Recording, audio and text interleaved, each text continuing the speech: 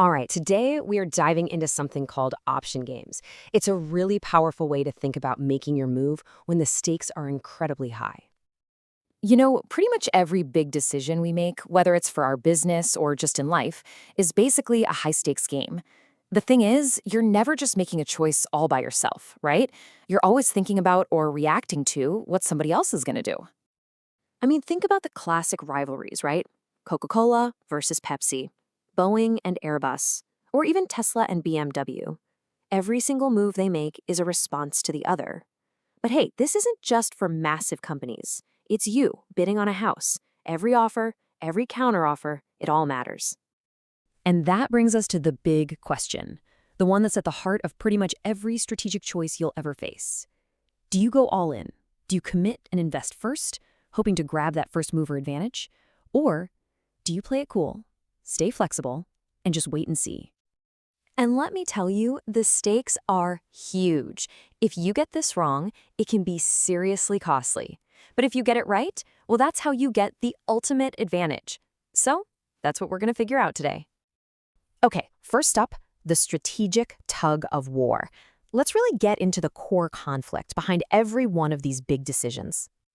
To really get a handle on this, we need a better way to think about what value even means. There's that classic quote, "Price is what you pay, value is what you get." And that's so true here. The price of a decision is just one piece of the puzzle. The real value, that comes from understanding how it's all going to play out in the bigger game. And this slide just lays it out perfectly. It shows the two big forces pulling in opposite directions. On one side, you've got commitment. This idea comes straight from game theory. It's all about the value you get by moving first, by making a bold, irreversible move to kind of shape the game to your advantage. But on the other side, you've got flexibility. This is based on something called real options. And this is all about the value of waiting, of holding off on a big decision so you don't make a huge mistake when you're not sure what's going to happen. The real trick isn't about picking one over the other. It's about figuring out how to balance them. So let's start with the commitment side of things.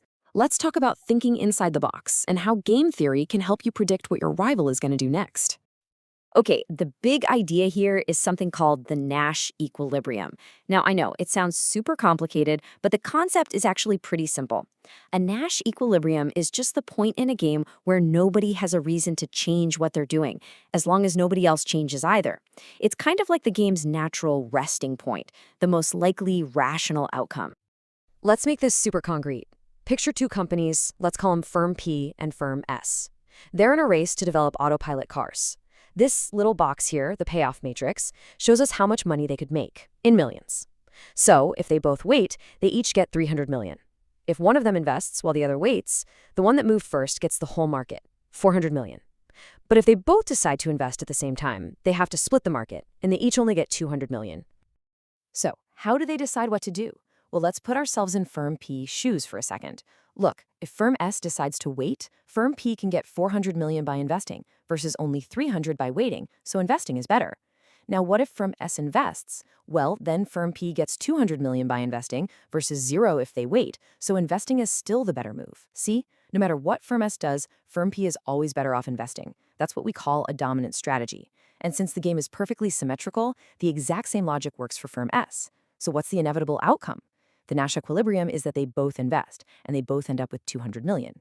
And what's really interesting here is that competition forces them to invest early, even though, technically, they'd both be better off if they could have just trusted each other to wait. But here's the thing. Game theory, as powerful as it is really only half the story.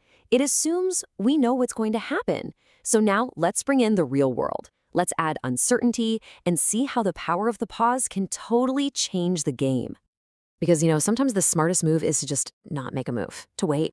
That ability to pause, to gather more information, and then act later, that flexibility has a real, tangible value you can actually calculate. And that's the core idea behind what's called a real option. It's the right to make a decision in the future, but not the obligation. So what happens when we smash these two amazing ideas together? Well, we get an option game. This framework basically takes the predictive power of game theory's Nash equilibrium and combines it with the smart valuation logic from real options. It's a tool that's perfectly designed to solve that strategic tug-of-war between committing now and staying flexible for later.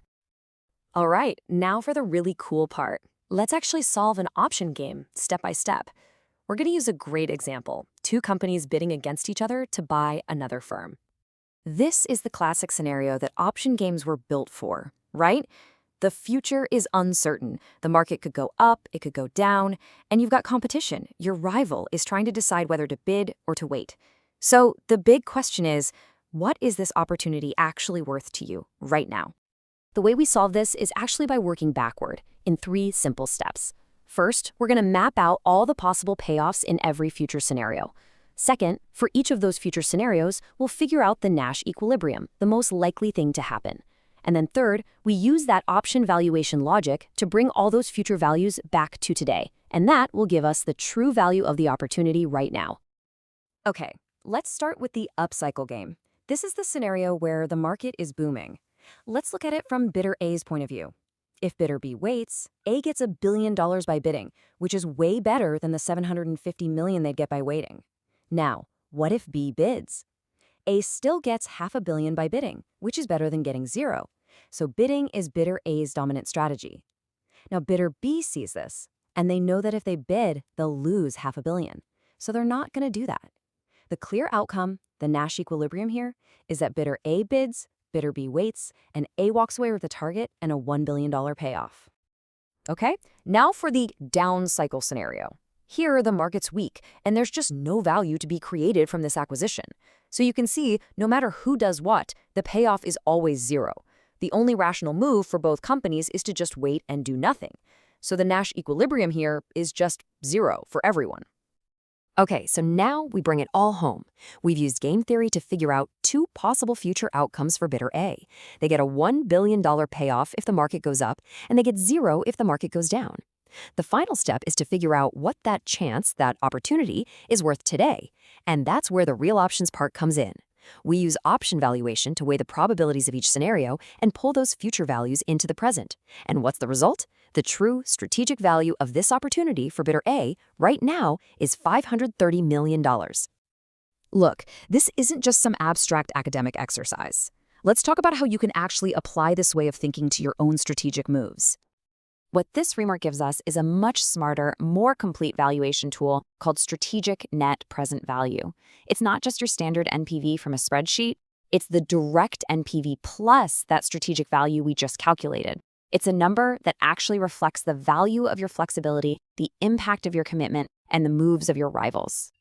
And this kind of thinking is absolutely crucial in any industry where you have these massive, irreversible investments, high uncertainty, and fierce competition. I'm talking about things like urban land development, chip manufacturing, any big merger or acquisition deal, or even in the energy and mining sectors. These are all classic option games. So let's end right where we started. Your rival is on the brink of making a big move. Now you have a whole new way to think about what to do next. Do you wait and keep your options open? Or do you commit and try to shape the game yourself? The choice is yours.